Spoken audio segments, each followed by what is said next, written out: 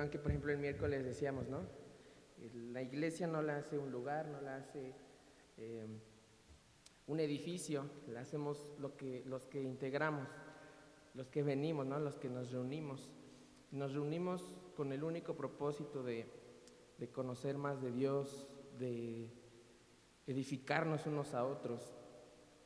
Entonces, estamos aquí para alabar a Dios, para aprender más de Él. Vamos al Salmo 119. Como ustedes saben, este salmo es un salmo el pasaje más largo de la Biblia, eh, que tiene 176 versículos, pero realmente es un pasaje que nos muestra cómo es un corazón que ama la ley de Dios, que ama la palabra de Dios. Muchos dicen que fue escrito por el escriba Esdras, ¿no? ¿Se acuerdan que eran los escribas? Aquellos que copiaban y digamos, antes no era como ahora, podemos ir a las papelerías a sacar copias, ¿no? O imprimir directamente un documento. Antes pues era todo a mano, ¿no? Y este pasaje nos habla muchísimas cosas. De hecho, un dato curioso que encontré acerca de este pasaje es de que casi ningún versículo, hay muy pocos versículos que no mencionan la palabra de Dios, o sea, de la ley de Dios, de sus mandamientos, de sus estatutos. Hay muy pocos versículos de los 176 que no mencionan la ley de Dios, su palabra. Pero vamos a leer algunos versículos. Fíjense cómo el versículo 1 y 2 dice: bienaventurados los perfectos de camino, los que andan en la ley de Jehová. Bienaventurados los que guardan sus testimonios y con todo el corazón le buscan, pues no hacen iniquidad los que andan en sus caminos. Tú encargaste que sean muy guardados tus mandamientos. Este versículo dice cómo que Él encargó que sean muy guardados sus mandamientos. Y recuerdan que Jesús, de hecho, también lo enseña y les decía: si me aman, guarden mis mandamientos, ¿verdad? Y el versículo 8 dice: tus estatutos guardaré, no me dejes enteramente. Versículo 9, que empieza otra sección de este salmo, dice: ¿con qué limpiará el joven su camino? Con guardar su palabra, con guardar tu palabra. ¿Y se acuerdan también cuál era la oración de Jesús que hemos visto en estos últimos domingos? ¿Cuál era la oración de Jesús? Santifícalos en tu verdad, tu palabra es la verdad. ¿Se dan cuenta cómo toda la palabra de Dios tiene armonía? Porque aquí dice: ¿con qué limpiará el joven su camino? Con guardar tu palabra, ¿verdad? Y el versículo 10 y 11 dice: con todo mi corazón te he buscado, no me dejes desviarme de tus mandamientos, en mi corazón he guardado tus dichos para no pecar contra ti. Me voy a saltar hasta el 27. Dice: hazme entender el camino de tus mandamientos para que medite en tus maravillas. Se deshace mi alma de ansiedad, susténtame según tu palabra. Aparta de mí el camino de la mentira y en tu misericordia concédeme tu ley. Y luego el versículo 35. Guíame por la senda de tus mandamientos, porque en ella tengo mi voluntad. Inclina mi corazón a tus testimonios y no a la avaricia. Este versículo, de hecho, lo voy a usar para el tiempo de las ofrendas, pero fíjense cuál era el deseo del corazón del salmista. Dice: inclina mi corazón a tus testimonios y no a la avaricia. ¿Se dan cuenta que en este tiempo la mayoría de la gente, la mayoría de las personas buscan acumular algo aquí en la tierra? O sea, incluso a veces nosotros, ¿no? A veces nos portamos egoístas y buscamos hacer riquezas en este mundo, ¿no? Pero aquí esta oración del salmista es: inclina mi corazón, o sea, que mi corazón, que mis deseos estén hacia tus testimonios, hacia tu ley y no hacia la avaricia. Versículo 37, aparta mis ojos que no vean la vanidad, avívame en tu camino. Me voy a saltar el 43, dice: no quites de mi boca en ningún tiempo la palabra de verdad, porque en tus juicios espero. Y luego me voy a saltar el 71, porque vean, esta parte yo me sorprendo Fíjense lo que dice el versículo 71. Bueno me es haber sido humillado para que aprenda tus estatutos. Fíjense cómo este salmista reconoce que es mejor ser humillados para que aprendiera sus estatutos. Porque muchas veces es cierto, ¿no? En tiempos en los que estamos en nuestra comodidad, en la que nadie nos presiona, nadie nos dice nada, estamos, digamos, en un tiempo de paz, a veces nos olvidamos de la palabra de Dios, de meditar en ella. Pero este salmista está reconociendo, bueno me es haber sido humillado. ¿Para qué? Para que yo aprendiera tus estatutos. Fíjense cómo también el tiempo de aflicción, el tiempo en el que a lo mejor para nosotros no nos gusta, porque ¿a quién le gusta ser humillado? A nadie, ¿verdad? Pero dice que es bueno para que yo aprenda tus estatutos. Y así nos podemos ir, les digo, a lo largo de todos los 176 versículos, pero solamente me voy a quedar en el 97. Dice, oh, cuánto amo yo tu ley, todo el día es ella mi meditación. Entonces, quedémonos con que su ley es perfecta, su ley es nuestra guía, nuestra verdad. Y yo quiero que en este tiempo podamos reconocer y realmente amar su palabra de tal manera que podamos decir, como este versículo dice, cuánto amo yo tu ley. Que podamos realmente amar la palabra de Dios más que cualquier otra cosa, atesorar la palabra de Dios más que cualquier otra cosa. Así es de que yo quiero invitarles a que nos vamos a poner de pie para comenzar este tiempo de alabanza al Señor, de reconocer que es su palabra la que nos santifica, de que solamente en su palabra podemos ser purificados, santificados, y vamos a reconocer que Él es Dios y que somos su iglesia, somos su pueblo, comprados a precio de sangre. Y así es de que vamos a comenzar en esta mañana. Dios, te damos gracias por este tiempo en el que podemos estar aquí. Gracias, Señor, por tu palabra, Señor. Enséñanos a atesorar tus mandamientos, a amar tu ley, Señor. Y sabemos, oh Dios, que como dice en tu palabra, Señor, esa ley nos lleva a Cristo, Señor. Sirve como un ayo, Señor, para que podamos ser llevados a los pies de Cristo, oh Dios. Y podamos amar tu palabra, Señor, amar a Cristo cada día más, Señor. Enséñanos, oh Dios, muéstranos a Cristo a través de tu palabra, de tu verdad, Señor, y que podamos ser transformados cada día más, Señor, a la imagen de nuestro Salvador Jesucristo. Queremos en este momento, Señor, rendirnos ante ti, cantarte a ti, Señor, glorificar tu nombre, Señor, porque tú eres el único digno. En el nombre de Jesús, amén. Vamos a alabar a nuestro Dios, amén.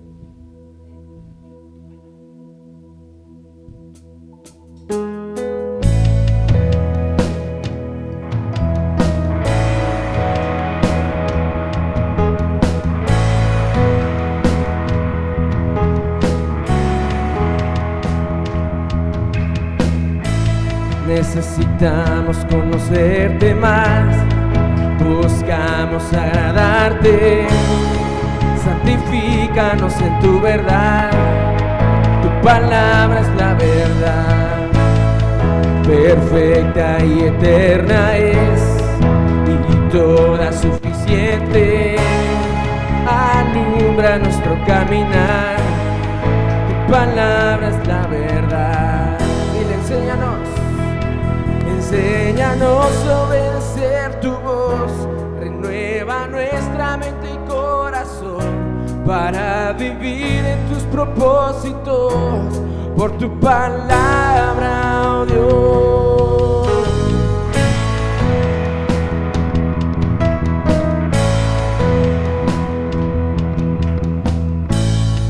Infalible y poderosa, penetra en duro corazón, sobre todo prevalecerá, tu palabra es la verdad.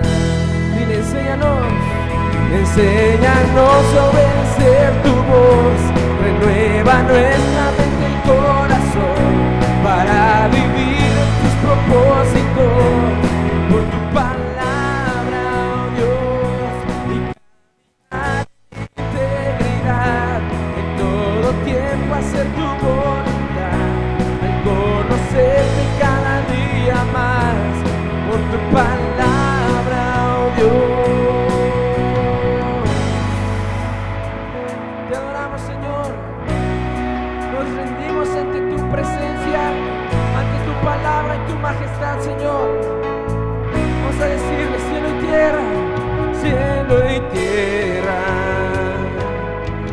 desvanecerá tu palabra, permanecerá cielo y tierra, desvanecerá tu palabra, permanecerá.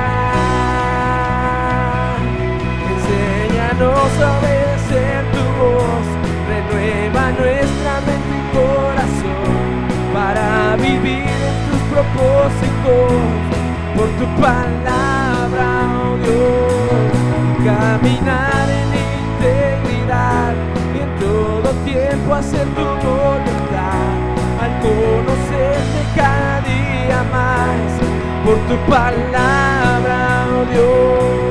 Oh, oh, oh, oh, oh, oh, oh, oh, oh, oh.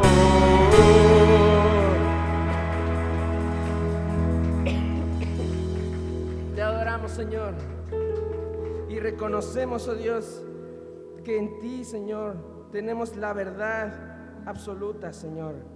Tenemos la verdad de Cristo que nos ha salvado, que nos ha limpiado, Señor.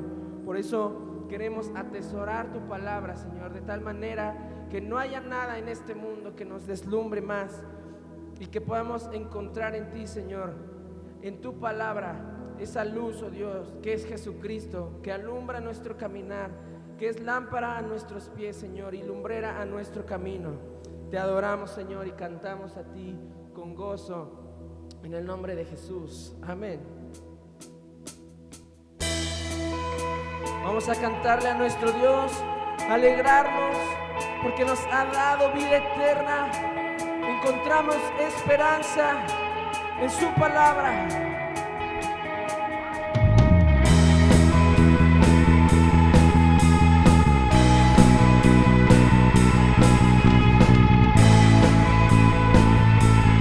Vamos todos juntos a decirle: tan consumidos por tu amor, que hemos perdido el sentido de nuestro alrededor.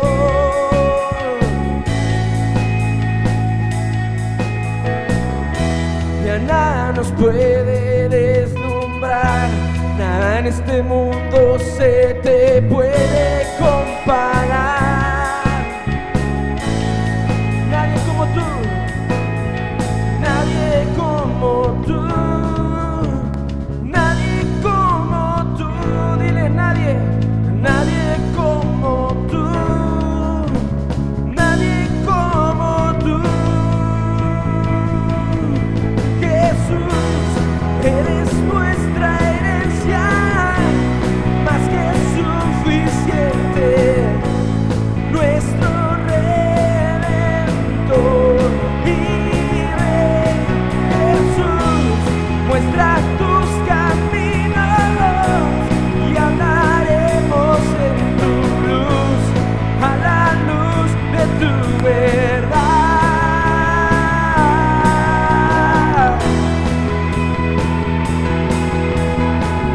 Te adoramos, Señor, tu palabra es la verdad, Señor. Dile: tan consumidos por tu amor, que hemos perdido el sentido de nuestro alrededor. Ya nada nos puede deslumbrar, nada en este mundo se te puede comparar. Dile: nadie como tú, nadie como tú. Fuerte. Nadie como tú, Dios, nadie como tú.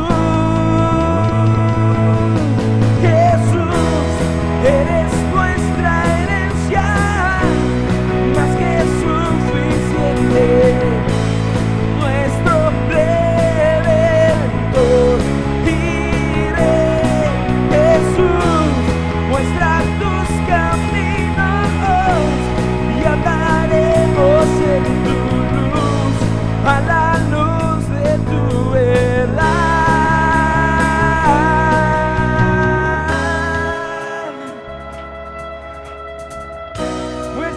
tu verdad, Señor. Queremos creer y confesar a Cristo, que sea nuestra luz, y cantamos: en tu luz vemos la luz, en tu luz vemos la luz, en tu luz vemos la luz, en tu luz vemos la luz, en tu luz vemos la luz, en tu luz.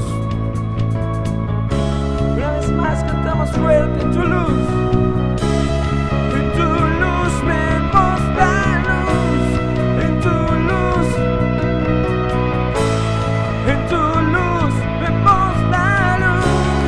Una vez más cantamos fuerte: en tu luz vemos la luz, en tu luz, en tu luz vemos la luz. Eres nuestra herencia, más que suficiente, nuestro Redentor. Iré, Jesús, muestra tus caminos y amaremos en tu luz. Aleluya, tú eres nuestra herencia, más que suficiente, nuestro Redentor. Iré, Jesús, muestra tus caminos y andaremos en tu luz, a la luz de tu verdad.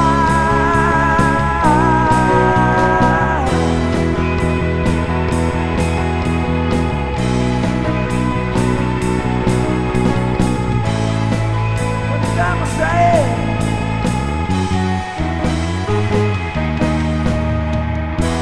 Amén. Démosle un fuerte aplauso a nuestro Salvador, a Jesús. Gracias, Señor. Gracias, Señor, porque encontramos verdad. Encontramos, Señor, salvación en Cristo Jesús. No tenemos con qué pagarte, Señor. El hecho, Dios, de que hayas enviado a Jesús, aquel verbo hecho carne, Señor, aquella, Señor, persona que se despojó y se hizo obediente.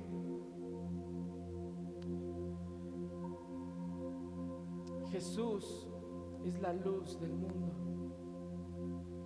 ¿Y cómo podemos encontrar, Señor, en tu palabra que es perfecta, oh Dios?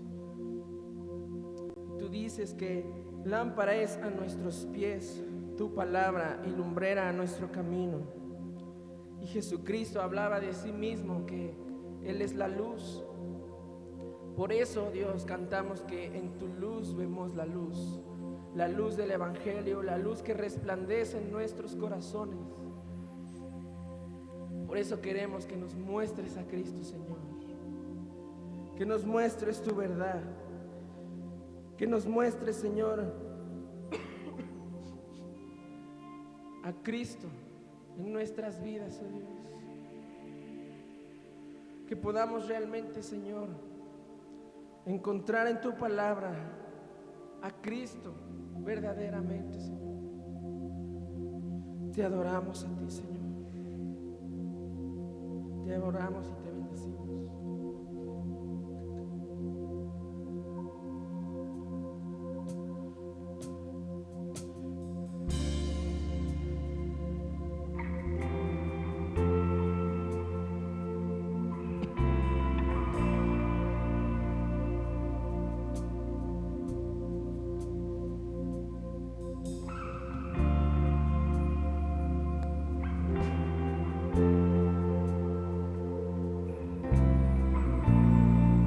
Vamos a decirle a nuestro Dios: muéstrame a Cristo. Muéstrame a Cristo, que la prueba de mi fe, sea pasada por el fuego otra vez.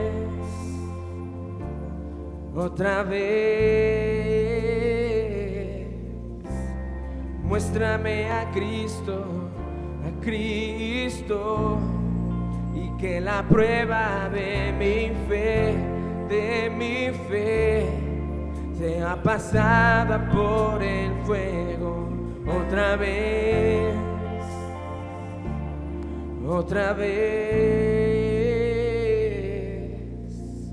Jesús,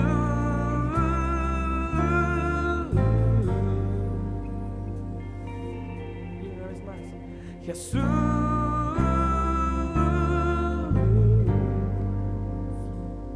Muéstrame a Cristo, y que la prueba de mi fe, sea pasada por el fuego otra vez.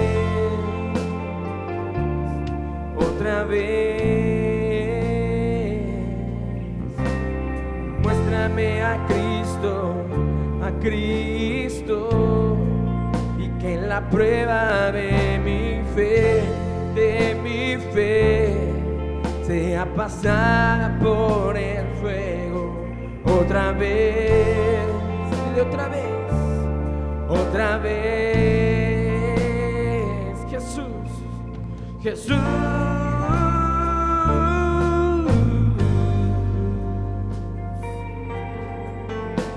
Jesús,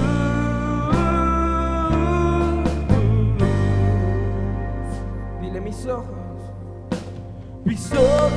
puestos en ti, mis pies sobre la roca, y nada, no hay nada en mí más valioso que tú. Mis ojos puestos en ti, mis pies sobre la roca, y nada, no hay nada en mí más valioso que tú, Jesús.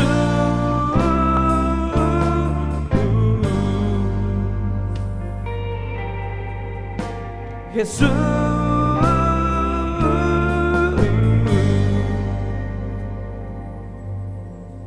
consume, transforma, renueva, soy tuyo. Consume, transforma, renueva, soy tuyo.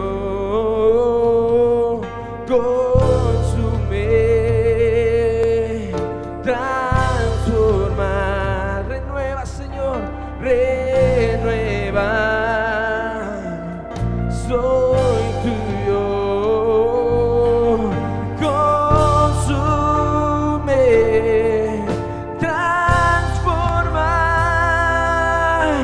renueva,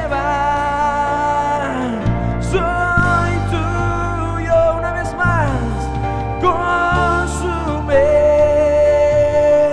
transforma, renueva. Una vez más, soy tuyo. Consume, transforma, renueva, soy tuyo, Señor.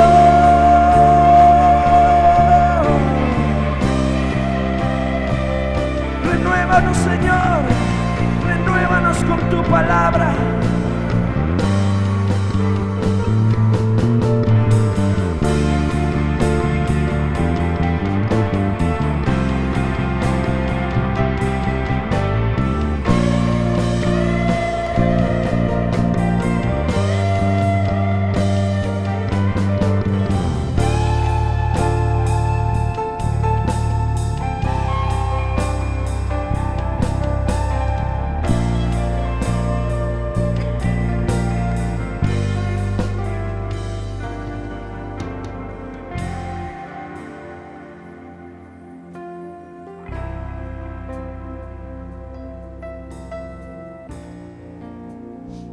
Vamos a decirle al Señor: yo quiero ser un sacrificio para ti.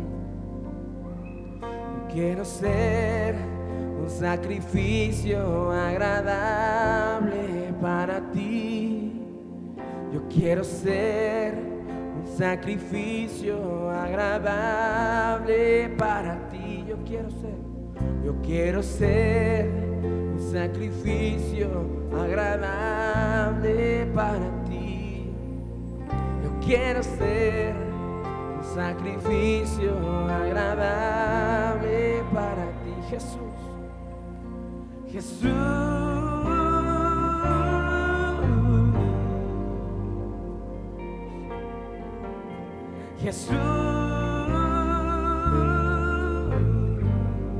Dile: mis ojos puestos en ti. Mis ojos puestos, mis pies sobre la roca. Y nada, no hay nada en mí más valioso que tú. Mis ojos puestos en ti, mis pies sobre la roca. Y nada, no hay nada en mí más valioso que tú, Jesús.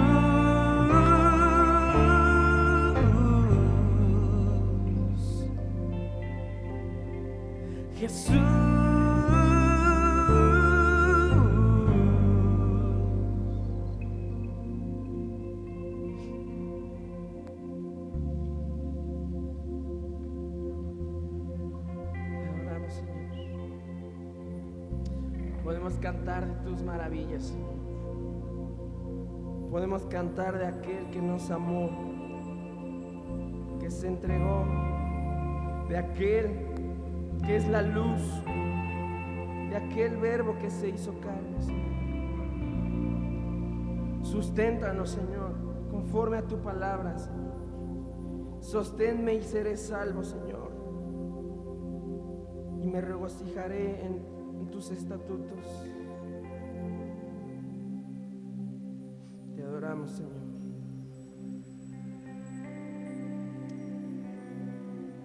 Te amamos, Señor. Ahora podemos cantar, Señor, al conocerte, Señor, al conocer a ese Dios verdadero y a Jesucristo, a quien tú has enviado. Podemos cantar de sus maravillas, cantar del Dios tan grande que tenemos. Nuestro corazón se alegra, Señor, en tus mandamientos. Te adoramos, Señor.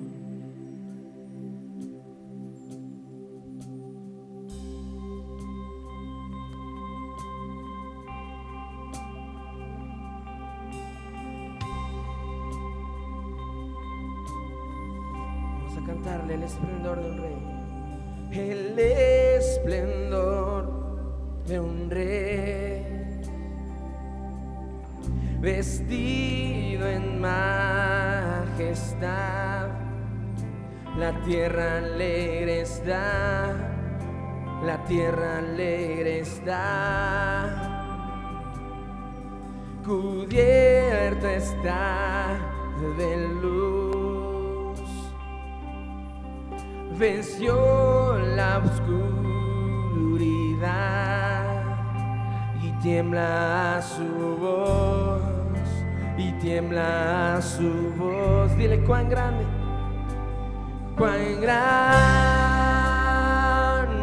es Dios. Yo cantaré cuán grande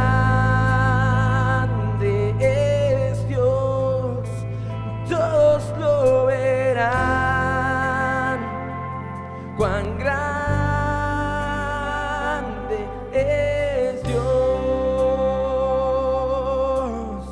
Cantamos: día a día Él está, día a día Él está. El tiempo está en Él, principio y el fin, principio y el fin. La Trinidad la Trinidad en Dios, el Padre, Hijo y Espíritu, Cordero y el León, Cordero y el León. Cuán grande es Dios, cantaré cuán grande es Dios, todos lo verán. Cuán grande es Dios, cuán grande es Dios, cuán grande es Dios. Yo cantaré cuán grande es Dios, todos lo verán. Cuán grande es Dios. Vamos a reconocer que su nombre sobre todo es, su nombre sobre todo es. Él es digno de alabar, y mi ser dirá cuán grande es Dios. Su nombre sobre todo es, su nombre sobre todo es.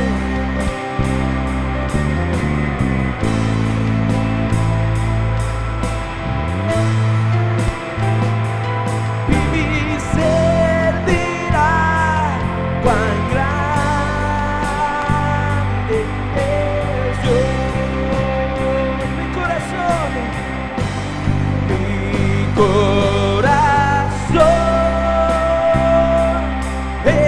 entona la canción. Cuán grande es Él, cuán grande es Él. Dile mi corazón,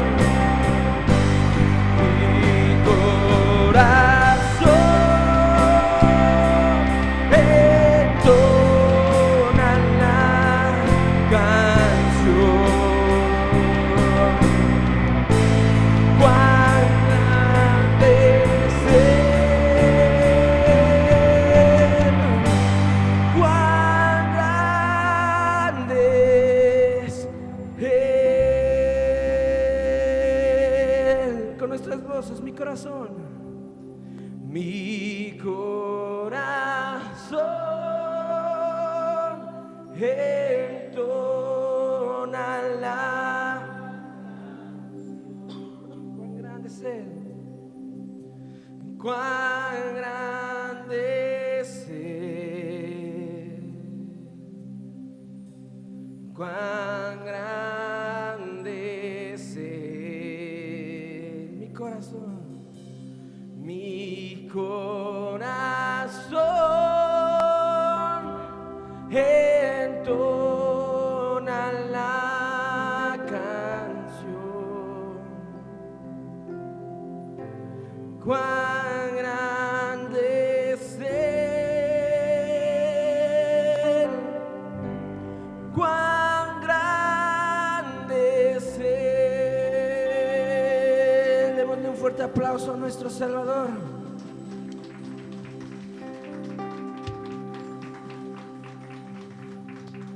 Amén. Nuestro Dios es grande y maravilloso. Amén. Pues pueden tomar sus lugares, hermanos. Vamos a continuar en esta mañana. Salude a una persona o dos que no haya saludado al iniciar.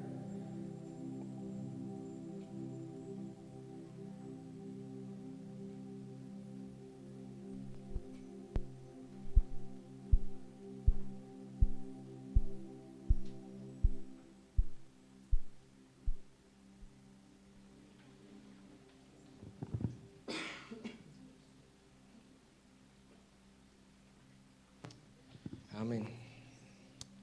Pues nuevamente sean todos bienvenidos, me da gusto verlos. Y de verdad que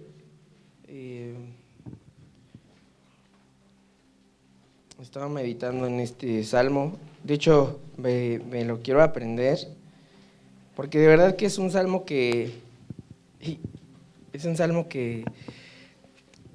nos muestra cómo la palabra de Dios realmente podemos encontrar todo, ¿no?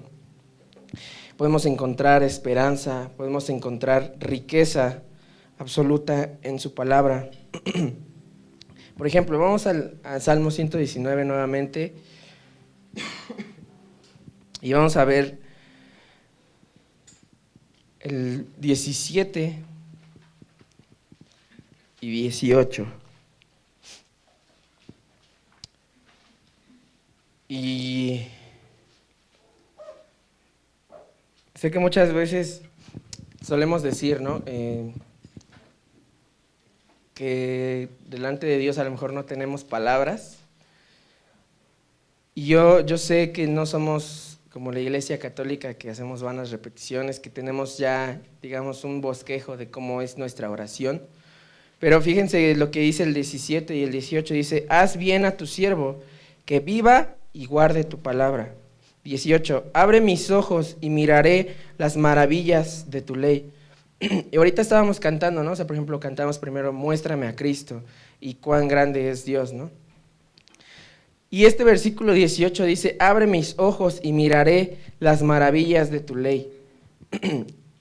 Recordemos que este salmo no es un salmo, no es un texto que está escrito de manera literal, ¿no? Porque pues abre mis ojos, pues todos los días cuando Dios nos presta la vida, abrimos nuestros ojos. ¿A qué se referirá cuando dice el salmista, abre mis ojos y miraré las maravillas de tu ley? ¿Que alguien que quiera participar, qué entienden cuando el salmista dice esto? Pues que no solo es abrirlos, como dices, abrirlos con entendimiento para eso. Ajá, bueno, pero nuestros ojos físicos o ¿en qué sentido lo está diciendo?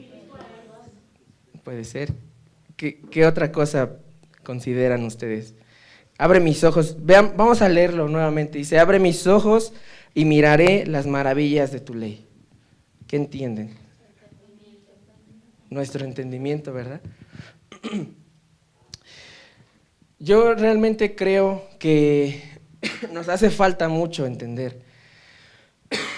Sé que estamos en un camino, digamos, en el que hemos corregido muchas cosas, ¿verdad? Porque tratamos de ser una iglesia que está dirigida no por un pastor, no por lo que entiende un pastor, sino por lo que entendemos de qué, de la Biblia, ¿no?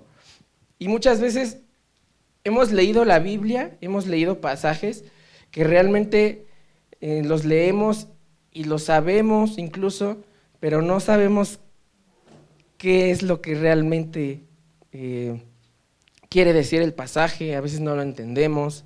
O a veces solamente lo leemos y vemos una bonita historia, ¿no? Vemos historias en Génesis, vemos historias en el Éxodo, en los Reyes, pero a lo mejor no entendemos al 100%. Y yo, créanme, no es que nosotros digamos, ya lo entendemos, o que mi papá o Marco lo entiendan ya al 100%, que son los que más exponen aquí, ¿no? Yo creo que no, pero estamos tratando de encontrar precisamente las maravillas de la ley de Dios, las maravillas de su palabra. Y yo creo que estamos en un camino, les digo, en el que estamos todavía aprendiendo. Yo creo que, como dicen coloquialmente, estamos aún en pañales, ¿verdad? En conocer a Dios, en ser una iglesia perfecta, porque no lo somos, lo hemos visto, ¿no? Pero yo creo que el anhelo de nuestro corazón y nuestra oración debería de ser así. Abre mis ojos para que pueda ver las maravillas de tu ley, ¿no? Yo sé que algunos podemos poner excusas en cuanto al entendimiento de la palabra de Dios y decir, bueno, es que yo pues ya estoy un poco grande, o yo soy muy chico, ¿no? O yo apenas voy comenzando en el Evangelio, cosas así, ¿no? Podemos poner cualquier excusa. Pero realmente, si nuestro deseo es amar a Dios, como les decía, Jesucristo mismo decía, si me aman, guarden mis mandamientos. Todo va encaminado ¿a qué? A la palabra de Dios, a buscar más a Cristo. ¿Y dónde encontramos a Cristo? Pues solamente a través de su palabra. Por eso es que ahorita estas canciones que estábamos cantando, pues hablaban acerca de eso, de su palabra, de que su palabra es la luz a nuestras vidas, de que nos mostrara a Cristo. Yo creo que la alabanza no es nada más un tiempo en el que estamos de relleno, digamos, ¿no? Para que vengan los hermanos y se despabilen porque vienen medio dormidos o qué sé yo. No es un tiempo así. Tratamos de que la alabanza incluso enseñe esas cosas, que podamos meditar. La Biblia de hecho también nos dice, ¿no? Que cantemos con el entendimiento, que seamos inteligentes. En esta semana yo escuchaba, hemos escuchado mucho a ciertas personas, ciertos pastores, ciertas personas que digamos llevan más recorrido en cuanto a las escrituras, y precisamente decían eso, ¿no? Que muchas veces no tenemos inteligencia para la palabra de Dios. Ponemos inteligencia para muchas otras cosas, pero para la palabra de Dios a veces no lo hacemos, o en la iglesia, o en cosas que hacemos aquí en la iglesia. Entonces, esforcémonos por conocer más y más al Señor. Y vamos al versículo ahí mismo en el Salmo 119, como les decía,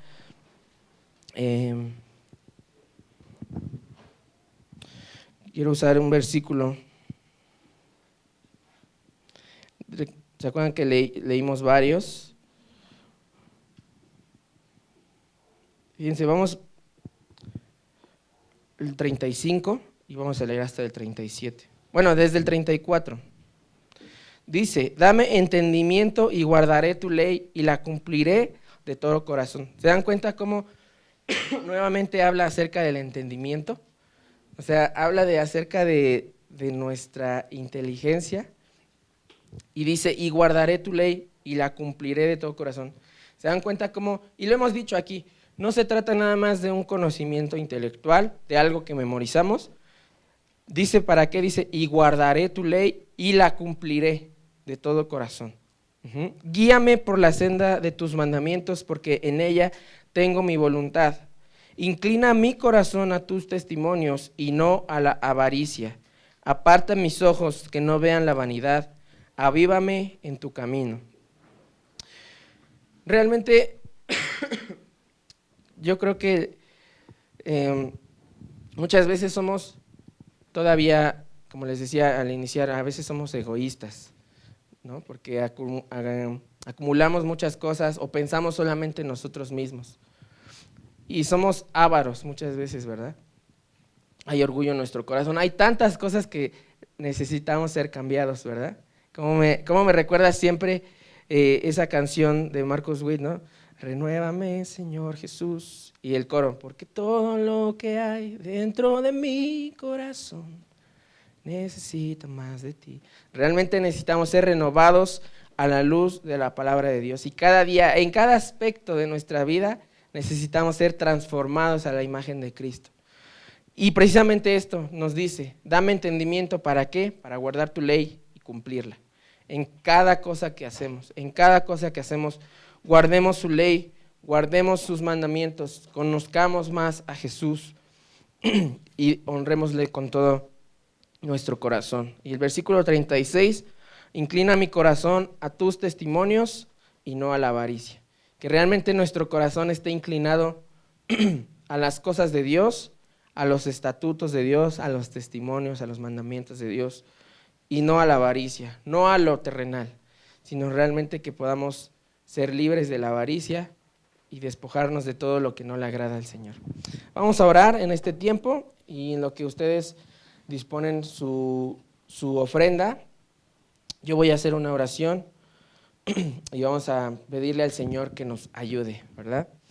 Dios, te damos gracias por este tiempo que podemos estar aquí. Gracias, oh Dios, porque podemos meditar en tu palabra, podemos meditar en tus mandamientos, Señor.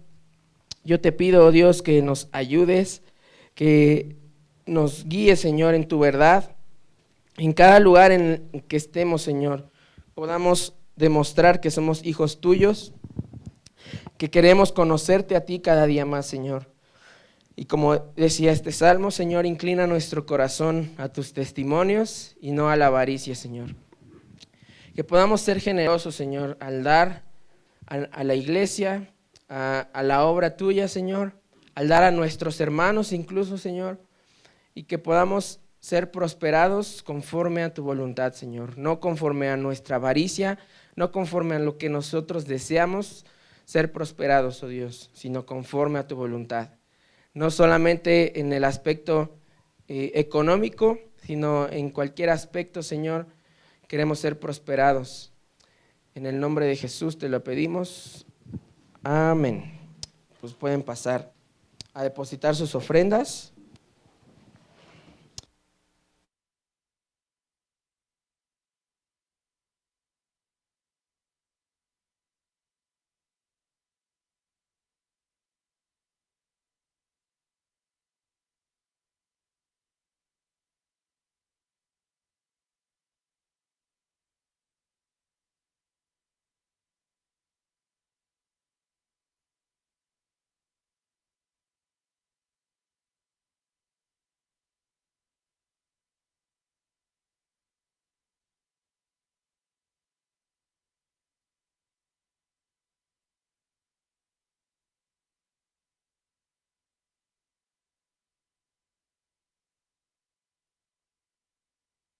A ser mujeres de bien, mujeres conforme al corazón de Dios. Y de esta manera voy a dejar el lugar a la persona que va a leer, así es de que adelante.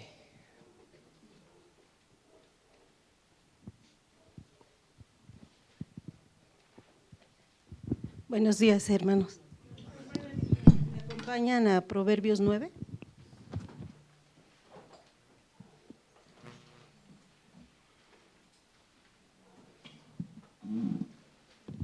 ¿Ya lo tienen? Dice, la sabiduría y la mujer insensata. La sabiduría edificó su casa, labró sus 7 columnas, mató sus víctimas, mezcló su vino y puso su mesa. Envió sus criadas sobre lo más alto de la ciudad, clamó. Dice a cualquier simple, ven acá. A los faltos de cordura dice, venid, comed mi pan y beber del vino que yo he mezclado. Dejad las simplezas y vivid y andar por el camino de la inteligencia. El que corrige al escarnecedor se acarrea afrenta. El que reprende al impío se atrae mancha. No reprendas al escarnecedor para que no te aborrezca. Corrige al sabio y te amará. Da al sabio y será más sabio. Enseña al justo y aumentará su saber. El temor de Jehová es el principio de la sabiduría y el conocimiento del Santísimo es la inteligencia. Porque por mí se aumentarán tus días y años de vida se te añadirán. Si fueres sabio, para ti lo serás, y si fueres escarnecedor, pagarás tú solo. La mujer insensata es alborotadora, es simple e ignorante. Se sienta en una silla a la puerta de su casa, en los lugares altos de la ciudad, para llamar a los que pasan por el camino, que van por sus caminos derechos. Dice a cualquier simple, ven acá. A los faltos de cordura dijo, las aguas hurtadas son dulces y el pan comido en oculto es sabroso. Y no saben que allí están los muertos, que sus convidados están en lo profundo del Seol.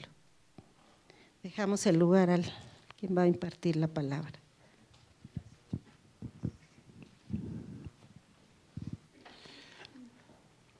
Buenos días, ¿cómo están? Ahorita que estaba pasando me acordé que por mucho tiempo cuando se sentía un silencio incómodo en la congregación, de pronto el que estaba al frente decía, ya su nombre, gloria, y contestaba la iglesia, gloria, y a su pueblo, la victoria, y bueno, cosas así que de pronto se volvieron como que clichés desgastados dentro de la iglesia, dentro de las reuniones, pero que a veces pues, se pierde el valor de todo lo que a veces incluso hacemos. Incluso a nosotros nos puede pasar de pronto decir, bueno, ya sé que voy a la iglesia, empezamos con un texto bíblico, oramos, cantamos 4 cantos, luego el que se pasa a pedir las ofrendas, o sea, ya todo como que se vuelve rutinario y que de pronto pareciera que no tuviera ningún propósito, pero la verdad es que no lo debemos tomar así, aunque podemos caer en eso. ¿Qué le parece si oramos y le pedimos a Dios que Él nos ayude a entender su palabra? Padre, te damos gracias en esta mañana, Señor, por lo bueno que eres, la oportunidad que nos das de poder estar una vez más aquí. Te honramos, te bendecimos, Señor. Te damos gracias porque tú has sido bueno con nosotros. Pedimos que tu Espíritu Santo, Señor, nos llene, se manifieste en medio de nosotros, Señor. Que podamos, oh Dios, salir, oh Dios, de este lugar, terminar esta reunión, Señor, amando más a Cristo, admirando más su obra, Señor. Bendiciéndote, oh Dios, y teniendo un anhelo, oh Dios, por cumplir, oh Dios, hacer tu voluntad, Señor. Gracias, oh Dios, por cada uno de mis hermanos que están aquí, Señor, por los que habrán de venir en la tarde. Oh Dios, te honramos y te bendecimos en el nombre de Jesús. Amén. Vaya conmigo a Juan capítulo 19. Nos estamos acercando ya en la parte final de este evangelio que estamos considerando. Y hoy vamos a leer precisamente del versículo 1 al versículo 16. Juan capítulo 19, versículo 1. Dice así: así que entonces tomó Pilato a Jesús y le azotó. Y los soldados entretejieron una corona de espinas y la pusieron sobre su cabeza y le vistieron con un manto de púrpura. Y le decían: salve, rey de los judíos, y le daban bofetadas. Entonces Pilato salió otra vez y les dijo: miren, le he traído afuera para que entiendan que ningún delito hallo en él. Y salió Jesús llevando la corona de espinas y el manto de púrpura, y Pilato les dijo: gracias, he aquí el hombre. Cuando le vieron los principales sacerdotes y los alguaciles, dieron voces diciendo: crucifícale, crucifícale. Pilato les dijo: tómenlo ustedes y crucifíquenle, porque yo no hallo delito en él. Los judíos le respondieron: nosotros tenemos una ley, y según nuestra ley debe morir, porque se hizo a sí mismo hijo de Dios. Cuando Pilato oyó decir esto, tuvo más miedo y entró una vez más en el pretorio y dijo a Jesús: ¿de dónde eres tú? Mas Jesús no le dio respuesta. Entonces le dijo Pilato: ¿a mí no me hablas? ¿No sabes que tengo autoridad para crucificarte y que tengo autoridad para soltarte? Respondió Jesús: ninguna autoridad tendrías contra mí si no te fuese dada de arriba. Por tanto, el que a ti me ha entregado mayor pecado tiene. Desde entonces procuraba Pilato soltarle, pero los judíos daban voces, diciendo: si a este sueltas, no eres amigo de César. Todo el que se hace rey, a César se opone. Entonces Pilato, oyendo esto, llevó fuera a Jesús y se sentó en el tribunal, en el lugar llamado el Enlosado, y en hebreo Gabata. Era la preparación de la Pascua y como la hora sexta. Entonces dijo a los judíos: he aquí su rey. Pero ellos gritaron: fuera, fuera, crucifícale. Pilato les dijo: ¿a su rey he de crucificar? Respondieron los principales sacerdotes: no tenemos más rey que César. Así que entonces lo entregó a ellos para que fuese crucificado. Tomaron pues a Jesús y le llevaron. Bueno, pues es un pasaje por demás interesante, porque hace 8 días veíamos un poco acerca de la hipocresía de los judíos. ¿Por qué hipocresía?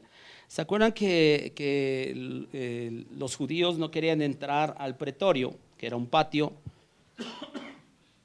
Porque en ese patio, si los judíos entendían que si ellos entraban en ese patio iban a quedar de algún modo impuros, inmundos. Y entonces ellos decían, no queremos entrar ahí porque no nos queremos contaminar, porque queremos celebrar la Pascua. Pero qué curioso que aunque ellos por fuera querían cumplir un ritual, por dentro estaban llenos de odio y querían matar a Jesús. Pasajes como este, incluso como el que hoy vamos a considerar, destaca la hipocresía de Pilato, destaca la hipocresía de los líderes religiosos judíos, y que es bueno analizarlo. Por cierto, estaba leyendo comentaristas bíblicos que de pronto, si usted pone atención a lo que narran Mateo, Marcos, Lucas, los evangelios sinópticos, hay una por llamarlo así, una relativa discrepancia en cuanto finalmente a qué día fue crucificado Jesús. Y estoy de acuerdo con aquellos comentaristas bíblicos que dicen, bueno, finalmente no es un asunto fundamental de fe. Y lo menciono porque de pronto hay personas que cuando tratan de algún modo de cuestionar nuestra fe, dicen, ay, es que hay errores en la Biblia, hay cosas que no cuadran, y de pronto podrían sacar este tipo de cuestiones, porque realmente varios estudiosos dicen que, por ejemplo, a Juan no le interesó tanto dar un día exacto de cómo sucedieron las cosas. Pero en esta sección básicamente nos va a empezar a enseñar acerca de la tortura de Jesús. O sea, todo lo que sufrió Jesús, y aparentemente Pilato como que trata de librar a Jesús, pretende soltar a Jesús para que no pasara por todo eso. Aunque vemos ciertas cuestiones, porque vean el versículo 1, dice, así que entonces tomó Pilato a Jesús, ¿y qué? Le azotó. Usted y yo, ¿qué entendemos por eso de que lo azotó? De que lo golpearon, ¿pero qué? ¿Le dieron una bofetada? No. ¿Qué fue lo que le hicieron? Latigazos. Ajá. De hecho, encontré algo muy importante, muy interesante, porque el azotar era algo muy cruel dentro de lo que hacía el Imperio Romano, ya que la víctima era desnudado completamente, era exhibido, era humillado, era atado a un poste y flagelado por varios verdugos, los cuales se turnaban, porque si ellos se cansaban a la hora de estar dando esos latigazos, había otro esperando y entonces seguían con esos azotes. O sea, imagínense cuántos azotes pudo haber recibido Jesús en ese momento en el que Pilato lo azota. Para víctimas que no eran romanos, como era el caso de Jesús, el instrumento predilecto era una empuñadura de madera de la cual colgaban varias tiras de cuero, que en la punta tenía pedazos de metal o de hueso o incluso de plomo. O sea, que lo que hacía, o sea, esas tiras finalmente en la punta, lo que hacía era de que precisamente desgarraban la piel de la víctima. La flagelación era tan salvaje que muchas víctimas, incluso en el azote, morían. O sea, imagínense la escena en la cual Pilato dice, bueno, ok, le vamos a azotar, y el cuerpo de esa víctima era despedazado o lacerado a tal extremo que incluso los músculos, los huesos y aún las venas podían quedar completamente expuestos. Yo no sé cuántos de nosotros, y bueno, pues algunos dicen que tal vez la película que más ha como que representado lo que realmente pasó con Jesús es la pasión de Cristo, que muchos de nosotros seguramente la hemos visto. Pero pues la verdad es de que algunos dicen que muy seguramente ni siquiera se pareció al sufrimiento de Jesús. Porque imagínense, o sea, no sabemos cuántos soldados lo estuvieron torturando, lo estuvieron golpeando, le estuvieron haciendo todo esto. No sabemos físicamente cómo Jesús terminó, pero recuerde algo, finalmente estaba completamente desnudo.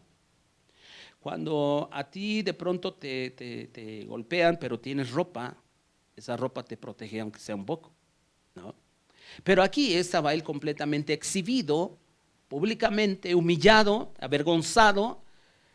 Y aquí Jesús, él no por eso se echa para atrás. Él sigue ahí, él está firme diciendo, acuérdense que Jesús oró en el huerto de Getsemaní, si fuera posible pasa de mí esta copa, este momento en el cual voy a recibir no solamente un castigo humano, sino aún la ira de Dios. La misma iba a beber la copa de la ira de Dios. Pero él dijo que no se haga mi voluntad, sino que se haga tu voluntad. Pero recordemos, y quisiera que vayamos a Isaías 53, recordemos la razón por la cual Jesús fue herido. La razón por la cual Jesús fue azotado, ciertamente Pilato lo determina que fuera azotado, pero hay una razón de fondo por la cual fue azotado. Dice el versículo 3, despreciado y desechado entre los hombres, varón de dolores, experimentado en quebranto, y como que escondimos de él el rostro, fue menospreciado y no lo estimamos.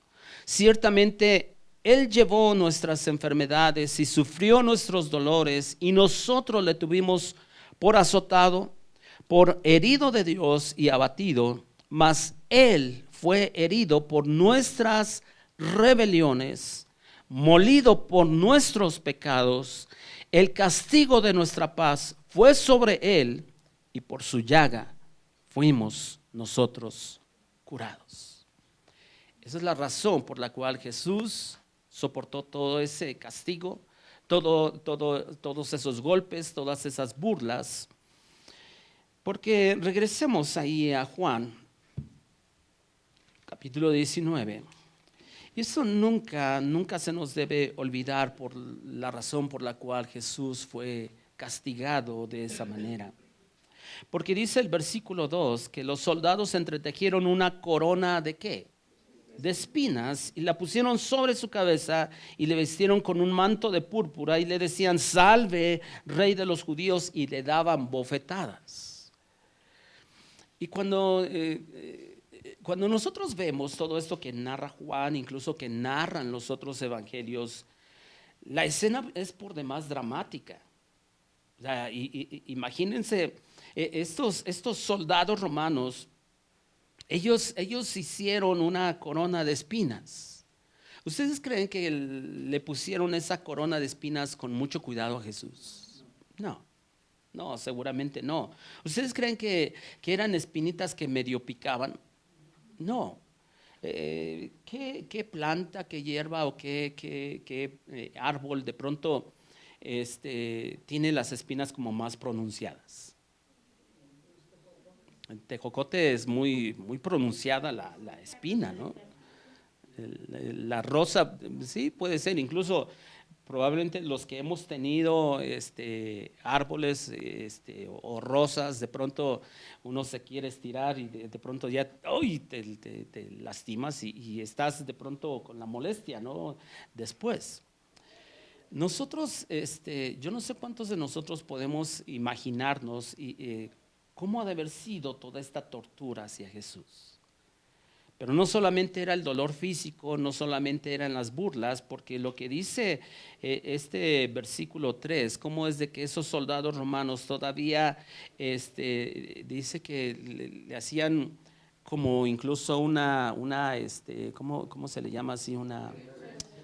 una reverencia y salve rey de los judíos, y burlándose de él lo golpeaban, le daban bofetadas. ¿Por qué precisamente una corona de espinas?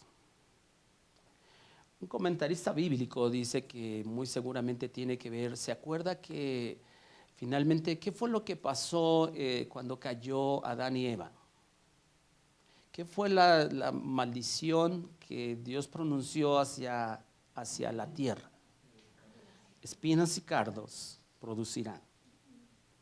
Es que precisamente aún los soldados romanos estaban haciendo algo que ellos no entendían el significado, y sin querer alegorizar el pasaje, pero en realidad lo que Jesús empezaba a llevar sobre su cuerpo era precisamente la maldición. Por eso era una corona de espinas, porque en ese momento estaba cargando la maldición a causa del pecado sobre su cuerpo. Pero un poquito más adelante, el versículo 4, dice: entonces Pilato salió otra vez y les dijo: miren, les traigo fuera para que entiendan que ningún delito halló en él. Y aquí reflexionemos un poquito. Pilato, tal vez la propia conciencia de Pilato no lo dejaba tranquilo. ¿Por qué? Porque él reconoce en más de una vez, en todo este pasaje desde el 18, él reconoce que no haya ningún delito, ninguna falta en él. ¿Sí o no? La pregunta es, bueno, si no hallaste ninguna falta en él, ¿por qué lo azotaste? ¿Sí o no? Si se dan cuenta, de pronto, ahí es que es un acto de hipocresía, por querer congraciarse con los judíos, ¿cierto? O sea, y todavía, pero imagínense, acuérdense, Jesús está desnudo, ya lo han azotado, ya todo eso, y todavía lo exhibe delante de los judíos, y dice: miren, aquí les traigo, pero no hay ningún delito en él. Muy probablemente es de que Pilato, él no se sentía tranquilo con su conciencia misma, y obviamente no había razón para azotarlo, para acusarlo, para condenarlo. Pero vuelvo a repetir, ¿por qué él, si estaba tan convencido de que no hallaba ningún delito en Jesús, por qué él consideraba que era inocente? ¿Por qué complació a los judíos? Lo pudo haber sacado después de azotarlo para ver probablemente si los judíos se compadecían de él, después de que ya lo azotó, después de que ya lo exhibió. Ya está ahí Jesús, no sabemos en qué condiciones, no sabemos si apenas se podría sostener. Y probablemente Pilato, en esa lucha interior que pudo haber tenido, lo saca para que lo vean los judíos. ¿Pero qué hicieron los judíos? ¿Se compadecieron de Jesús? No. Versículo 5 dice: y salió Jesús llevando la corona de espinas y el manto de púrpura, y Pilato les dijo: he aquí el hombre. O sea, vean lo que ha pasado con él. Versículo 6. Cuando le vieron los principales sacerdotes. ¿Quiénes eran los principales sacerdotes? Los líderes religiosos judíos, los que se sabían la ley, los que se supone que debían de discernir espiritualmente mejor. Y dice: y los alguaciles, o sea, el lado religioso, el lado civil, militar, estaban ahí. Dice: dieron voces diciendo: crucifícale, crucifícale. Y Pilato les dice: tómenle ustedes y crucifíquenle, porque yo no hallo ningún delito en él. Otra vez Pilato diciendo: es inocente. Pero los judíos, en lugar de compadecerse de Jesús, empezaron a decir: no, queremos que lo crucifiques. Esto nos habla, hermanos, sin duda de la dureza del corazón de los judíos. Completamente. Su corazón estaba lleno de odio. Estaban ellos llenos de mandamientos en su cabeza, pero con un corazón completamente alejado de Dios. Estos estaban gritando, crucifícale. O sea, expresando su odio, su deseo de matar a Jesús. Pero era increíble cómo es de que no querían entrar al pretorio para no contaminarse. ¿Se dan cuenta la hipocresía de estos judíos, de estos líderes religiosos? Pero no era otra cosa más que lo que Jesús había expresado en Mateo 15, donde él dijo que el mayor problema del ser humano radica ¿en dónde? En el corazón. Porque Jesús dijo que del corazón salen los malos pensamientos, los hurtos, las avaricias, los homicidios. ¿Por qué? Porque precisamente el mayor problema del ser humano, y que aquí lo estaba manifestando el sistema religioso judío, radicaba en el corazón. ¿Con cuánta razón Jesús les dijo? Este pueblo de labios de honra, y citando al profeta Isaías, este pueblo de labios me honra, ¿pero qué? Su corazón está lejos de mí. Los judíos aparentemente eran muy religiosos, pero su corazón estaba completamente alejado de Dios. Y dice ese versículo 6, que esos líderes judíos comenzaron a pedir que lo crucificaran. Vean ese versículo 6, cuando dice, dieron voces. Y esa expresión de dieron voces, ¿sabe en realidad cómo lo podemos entender? No es de que empezaron a decir, crucifícale, crucifícale, empezaron a murmurar, sino en realidad el término en el idioma original es de que empezaron a gritar desaforadamente. ¿Qué entendemos por esa expresión de que empezaron a gritar desaforadamente? A gritar muy fuerte. Crucifícale.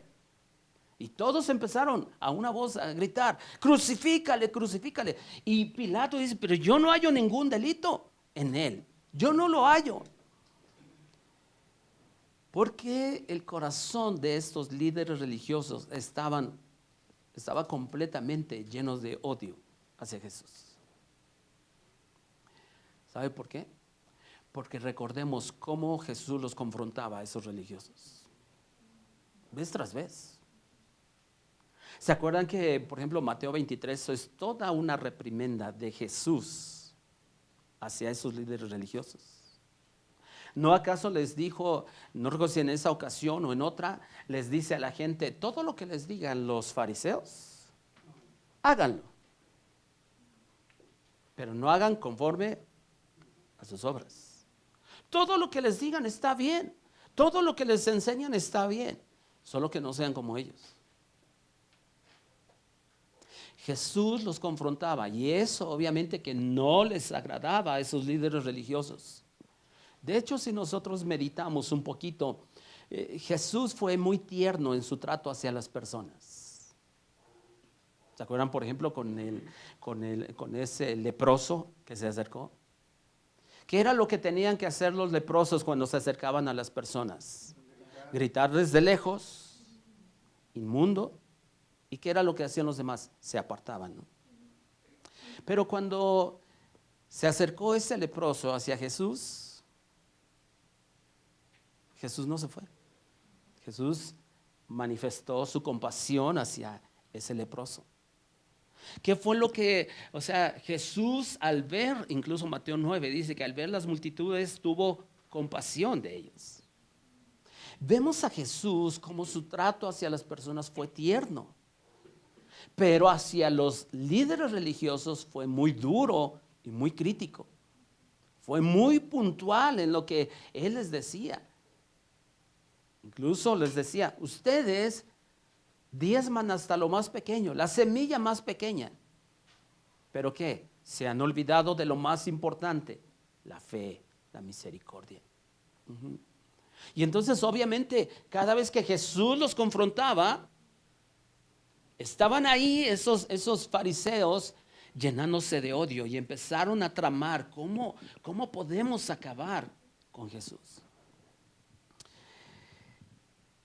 Y vemos cómo al final del versículo 6, Pilato les dice a esos judíos, a esos líderes religiosos, tómenle ustedes y crucifíquenle porque yo no hallo ningún delito en él.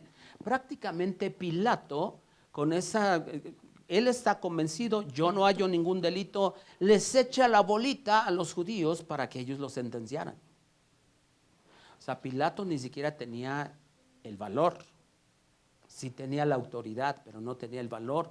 Tal vez estaba en una lucha de conciencia, no lo sabemos. Pero versículo 7 dice, los judíos le respondieron, nosotros tenemos una ley y según nuestra ley debe morir porque se hizo a sí mismo hijo de Dios. ¿Por qué estaba siendo acusado Jesús según el sistema religioso judío? Blasfemia. Blasfemia. La ley establecía claramente que si alguien blasfemaba, debía morir. ¿De qué manera? Apedreado. Y que incluso, ¿quiénes eran los primeros que debían arrojar esas piedras? Los testigos. Aquellos que daban testimonio, los 2 o 3 que establecía la ley, esos 2 o 3 que daban testimonio, ellos eran los primeros en lanzar la piedra. Aparentemente tenían un motivo, ¿no? de condenar a Jesús por blasfemia. Imagínense la ceguera espiritual, cero discernimiento de estos líderes religiosos que, vuelvo a repetir, tenían en su mente llena de información, de mandatos, de mandamientos, pero no podían discernir que enfrente a ellos estaba el Mesías que tanto esperaban. Ahora, a ese Mesías, como no tenían discernimiento, lo estaban juzgando de blasfemo. Es que cuando nosotros vemos en los evangelios, y no fue lo peor que ellos entendieron, que los judíos entendieron, lo acusaron de blasfemo, pero también lo acusaron de endemoniado. ¿Se acuerdan que dijeron, demonio tiene? ¿Qué ceguera la de los líderes religiosos, sí o no? Al mismo Hijo de Dios tratarlo de blasfemo y de endemoniado. Cero discernimiento, absolutamente. Pero los judíos, ¿por qué responden de esa manera? Y vuelvo a repetir, el versículo 7, los judíos le respondieron, nosotros tenemos una ley y según nuestra ley debe morir, porque se hizo a sí mismo hijo de Dios. Ellos en realidad no tenían la facultad o la autoridad, los judíos en sí, como recuerden que ellos estaban bajo el yugo del Imperio Romano, ellos necesitaban la anuencia del procurador o del gobernador, en este caso que era Pilato. Y por eso es por lo que de algún modo Pilato le echa la bolita a los judíos le regresan la bolita a Pilato. Y de pronto el versículo 8 dice, cuando Pilato oyó decir esto, tuvo ¿qué? Más miedo. Qué curioso que Pilato, siendo gentil, él mejor empezó a sentir más miedo que esos líderes religiosos. ¿Se dan cuenta? O sea, es increíble. De hecho, cuando nosotros vemos y cómo es de que a veces incluso nosotros como cristianos no tenemos el temor de Dios como debe ser, porque incluso Santiago dice que aún los demonios creen y ¿qué? Y tiemblan. Y nosotros muchas veces como creyentes creemos y no temblamos ante Dios. La verdad es de que nosotros debemos de entender este tipo de pasajes. O sea, Pilato, cuando él escucha que los judíos dicen, es que él a sí mismo se hizo hijo de Dios. Y esa frase, hijo de Dios, Aún los romanos lo entendían porque tenían contacto con los judíos, porque el afirmar es hijo de Dios es de que Jesús mismo estaba diciendo, es que yo soy Dios mismo. Pilato reaccionó todavía, aún en su humanidad y en su falta de entendimiento, dice que él tuvo más miedo. Pero los judíos se llenaron de miedo. No. Cuando Pilato oyó decir esto, tuvo más miedo. Un gentil como Pilato tuvo más miedo que los religiosos judíos. De ese tamaño era la ceguera de los judíos. Y Pilato, ya con más temor por oír esa respuesta, le preguntó a Jesús, ¿de dónde eres? Vean el versículo 9. Y entró otra vez en el pretorio y dijo a Jesús, ¿de dónde eres tú? A ver, yo me quiero asegurar que realmente tú me digas de dónde eres.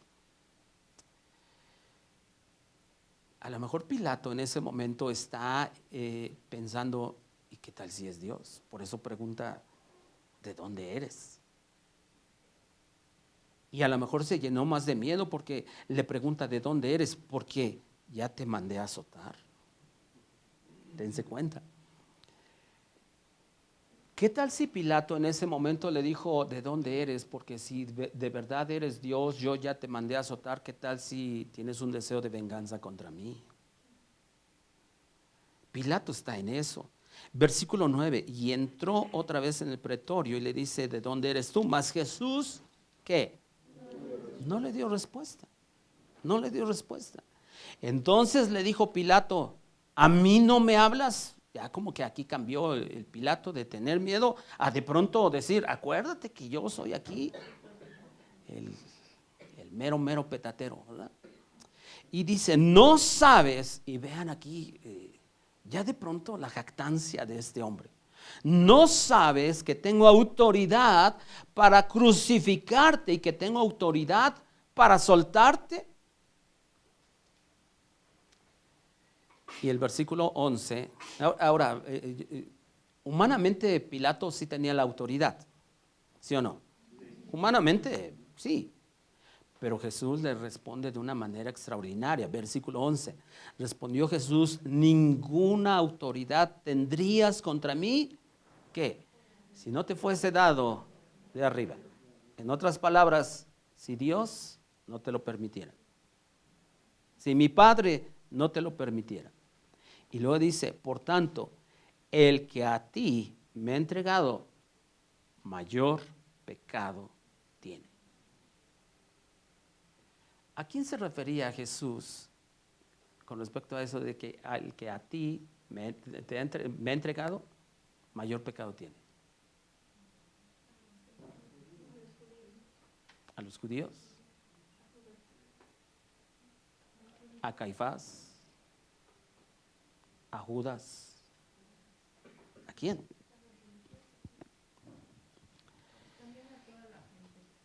A todos esos.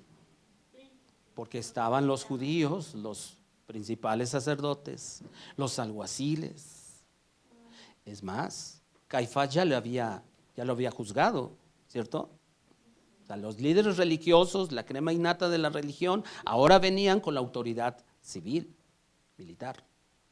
Y entonces está ahí y Jesús le dice, ok, número 1, tienes que entender, no eres el mandamás, hay uno arriba de todo, que es Dios. Pero ¿sabes qué? Hay alguien que tiene mayor pecado que tú, el que me ha remitido a ti, el que me ha entregado a ti. Que ahí estaba Caifás, que ahí estaba Judas, que tramó todo. Que allí estaban precisamente esos líderes religiosos que estaban gritando, crucifícale, crucifícale. Y sabemos, hermanos, que todo el sufrimiento de Jesús ya estaba profetizado. Es más, Isaías 53, que es parte de lo que ahorita leímos, lo dice. Pero, pues ahí estaba Judas, que era llamado el hijo de perdición. Y ahí estaba Caifás. Judas y Caifás eran culpables. Los líderes religiosos judíos eran culpables. Pilato de pronto se jactó de su autoridad. Pero fíjense, él dice, ¿que no acaso sabes que yo te puedo librar y yo te puedo condenar a la muerte? Pero hermanos, a ver, Pilato se creía que era la máxima autoridad aún humana, pero ¿a quién estaba juzgando? A la máxima autoridad de toda la creación. De toda la creación. Y este Pilatito saca su argumento. ¿Qué no sabes que yo tengo la autoridad? Jesús le pudo haber dicho, ¿qué no sabes delante de quién estás? Esa autoridad delegada era limitada, la que tenía Pilato. Y simple y sencillamente porque Dios así lo quiso. Dios así lo permitió. Y vemos, versículo 12, desde entonces procuraba Pilato soltarlo. O sea, ya aquí ya como que Pilato ya está todavía más así como que no, lo tengo que soltar. Ajá. Pero prácticamente los judíos lo ponen contra las cuerdas. ¿Por qué? Fíjense ese versículo 12. Pero los judíos daban voces y otra vez empezaron a gritar diciendo, si a este sueltas, no eres amigo de César. Todo el que se hace rey, a César se opone. Vean el argumento tan hipócrita de los judíos. Porque ¿a poco los judíos de buena gana se sometían al César? No, pues si se querían librar del yugo romano. Y entonces le dicen a Pilato, si lo quieres soltar, mira, vas a ser enemigo de César. Porque aquel que se hace rey es enemigo. O sea, César está... Porque eso implicaba, si Pilato soltaba a Jesús, eso implicaba que Pilato reconocía a Jesús como rey, aún por encima de César. Y vuelvo a repetir, es de notar la hipocresía de los judíos, porque ellos en realidad querían librarse del yugo romano y supuestamente ahora pretenden con su argumento respetar la autoridad del César. Versículo siguiente. Entonces Pilato, oyendo esto, llevó fuera a Jesús y se sentó en el tribunal en el lugar llamado el Enlosado y en hebreo Gabata. Este tribunal llamado Enlosado era un lugar donde, en este caso, los gobernadores romanos, ellos daban su veredicto oficial, o sea, del caso que estaban juzgando. Pero igual, o sea, este gobernador que decía, yo tengo la autoridad, estaba juzgando a aquel que tiene la máxima autoridad sobre toda la creación. Ahora pasa a dar aparentemente su veredicto oficial. Estaba juzgando, ¿a quién estaba juzgando? A aquel que es el juez de toda la tierra. Un simple humano, todo soberbio, todo jactancioso, diciendo, yo tengo toda la autoridad. Estaba por emitir un veredicto ante aquel que es el juez que todo lo ve.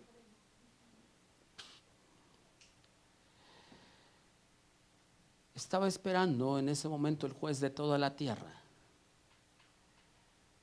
el veredicto de un simple humano que pronunciara sentencia de muerte sobre él. Vaya que si Pilato andaba perdido. ¿Por qué? Porque Dios le había dado todo juicio al Hijo. Juan capítulo 5, versículo 22.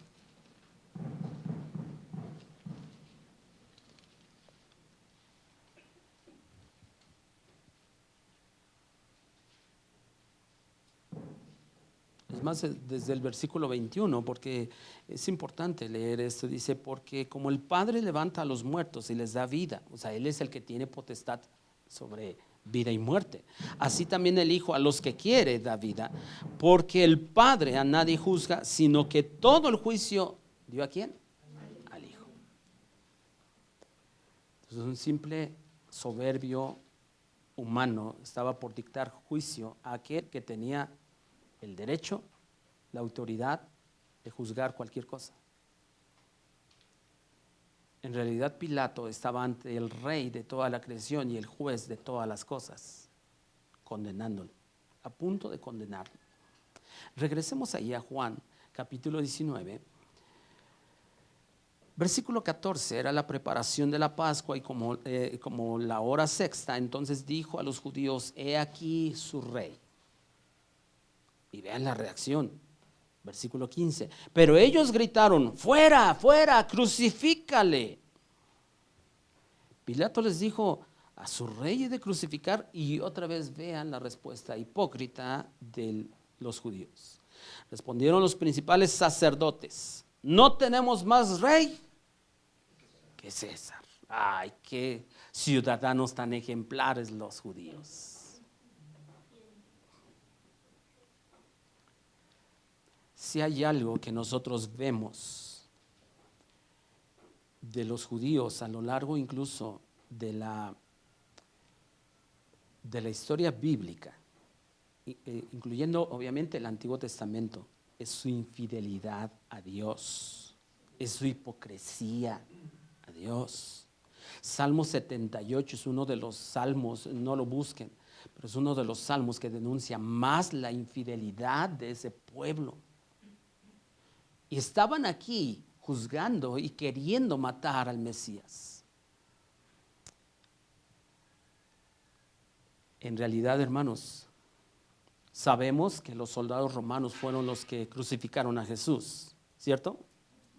Pero ¿quiénes fueron los autores intelectuales? Los judíos. Los judíos. Los judíos fueron los autores intelectuales de la muerte de Jesús debido a su odio hacia él. Mateo capítulo 27, quiero llevarlos ahí. Porque ya sabemos que el veredicto fue que Pilato dijo, ok, crucifíquenlo. Mateo capítulo 27, versículo 24.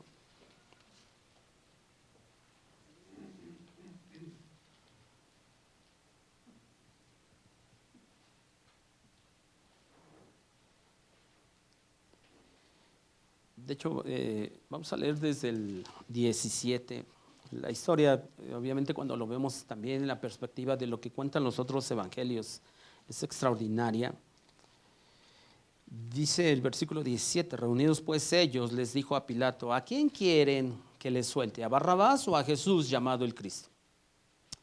Porque sabía que por envidia le habían entregado, y cuando él sentado en el tribunal, su mujer le mandó a decir, no tengas nada que ver con ese justo, porque hoy he padecido mucho en sueños por causa de él. Pero los principales sacerdotes y los ancianos persuadieron a la multitud que pidiesen a Barrabás y que Jesús fuese muerto. Y respondiendo el gobernador les dijo, ¿a cuál de los dos quieren que les suelte? Y ellos dijeron, a Barrabás. Pilato les dijo, ¿qué pues haré de Jesús llamado el Cristo? Todos le dijeron, sea crucificado. Y el gobernador les dijo, pues qué mal ha hecho. Pues pero ellos gritaban aún más diciendo, sea crucificado. Versículo 24, viendo Pilato que nada adelantaba, sino que hacía más alboroto, tomó agua y se lavó las manos delante del pueblo diciendo, inocente soy yo, ¿dónde voy? 24, de la sangre de este justo. Y respondiendo, ahí todavía les dice, no, allá ustedes. Si no era una manera hipócrita también de Pilato de decir, yo no tengo nada que ver. Humanamente, si él no hubiera dado su anuencia, Jesús no hubiera sido crucificado. Sabemos que iba a ser crucificado de todos modos, pero Pilato también era tan culpable. Versículo 25, ¿verdad? Y respondiendo todo el pueblo, esta es una de las respuestas de los judíos que no pensaron en realidad las consecuencias que ellos, o sea, no pensaron la respuesta, porque dice, y respondieron todo el pueblo. Todo el pueblo. Dijo, su sangre sea sobre nosotros. ¿Y sobre qué? Sobre nuestros hijos. Ay, esos judíos sí que andaban perdidos. Bueno, no andaban. Andan perdidos completamente. Porque ellos dijeron, no, a nosotros no nos interesa. Total, que su sangre sea sobre nosotros. Y todavía hasta se les ocurre incluir a sus hijos. ¿Quién en su sano juicio podría decir eso? Pues solo esos infieles, esos faltos de entendimiento, esos hipócritas.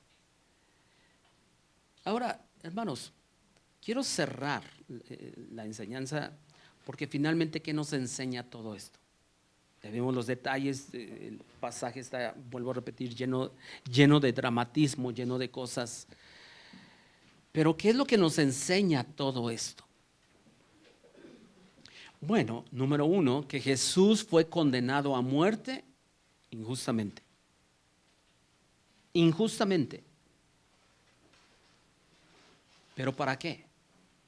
Para que nosotros fuéramos librados de la muerte eterna.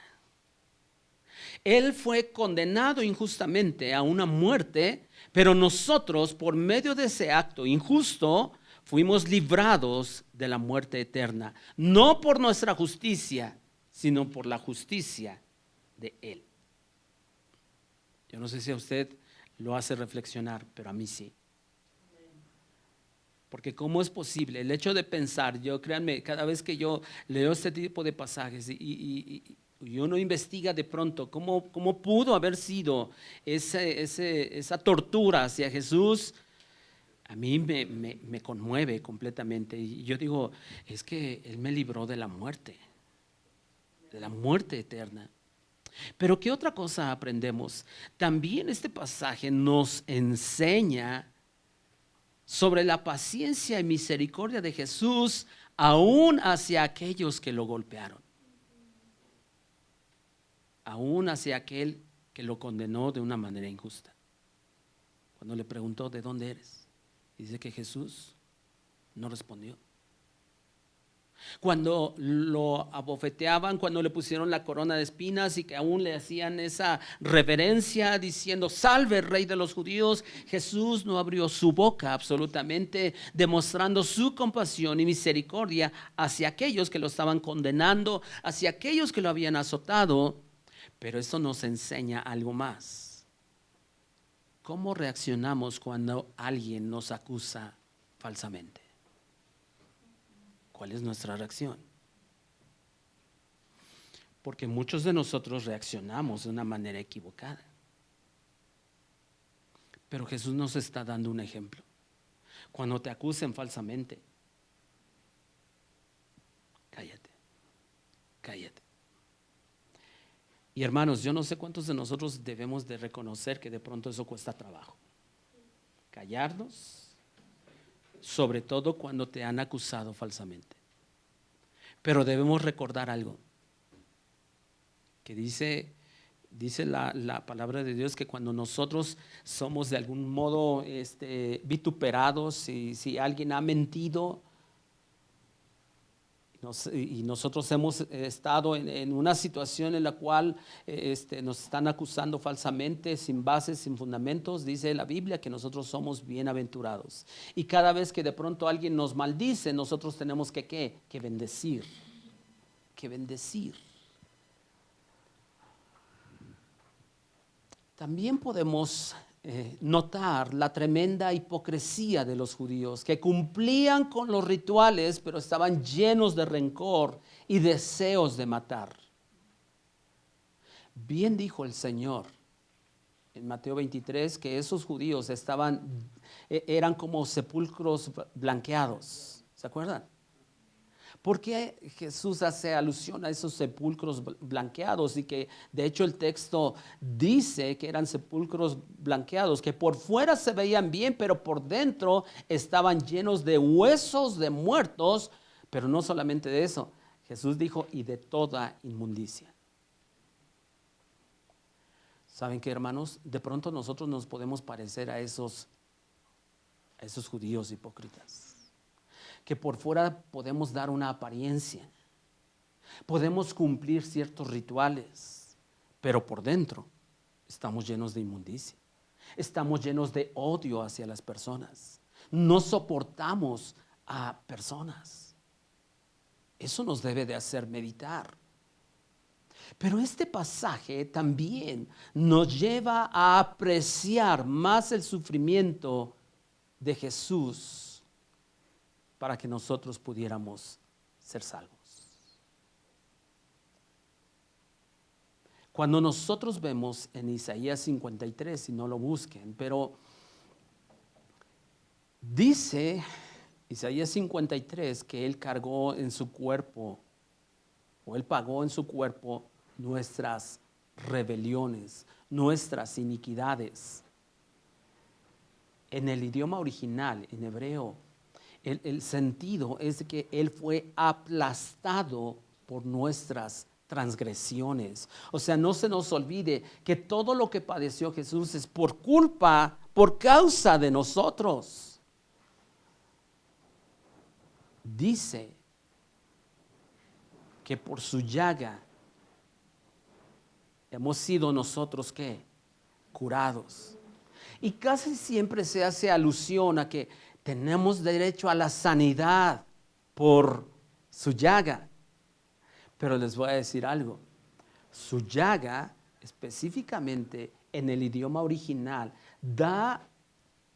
el sentido es por su herida, por su hinchazón, por los golpes que sufrió. Nosotros hemos sido curados. ¿Pero curados de qué? Del pecado. Porque lo que ha causado mayor dolor a la humanidad es ¿qué? El pecado. Y por eso precisamente vino Cristo. Por eso. Hermanos, cuando nosotros leamos este tipo de pasajes, cuando Jesús es acusado, es entregado, es condenado, es torturado, es crucificado, la verdad es que nuestras entrañas se deben remover a causa del sufrimiento de nuestro Salvador, porque Él no cometió ningún delito, Él no cometió ningún pecado, Él fue y ha sido el hombre más justo que ha pisado esta tierra. Sin embargo, murió de la manera más injusta. ¿Todo por qué? Por ti y por mí. Por ti y por mí. Este pasaje nos debe hacer valorar y apreciar más la obra de Cristo. La obra de Cristo. Yo quisiera que oráramos. Padre, tanta bondad, amor, compasión, misericordia expresado en este tipo de pasajes.